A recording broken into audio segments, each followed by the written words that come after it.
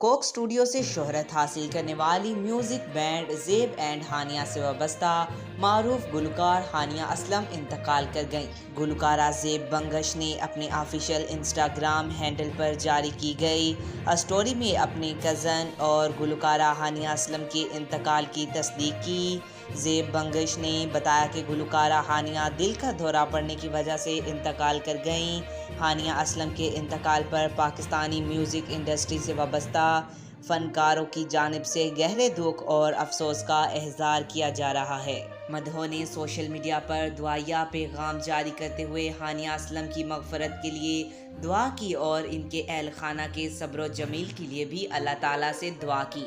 वाज़िया रहे कि हानिया असलम और इनकी कज़न ज़ेब बंगश ने साल 2007 में म्यूज़िक बैंड ज़ेब एंड हानिया की बुनियाद रखी थी, जबकि इन्हें साल 2008 में कोक स्टूडियो के सीज़न 2 में अपने गाने पैमाना से शोहरत मिली थी। आज तक के लिए इतना ही। मज़ीद ऐसी मालूमाती वीडियो देखने के लिए हमारे चैनल को सब्सक्राइब करें।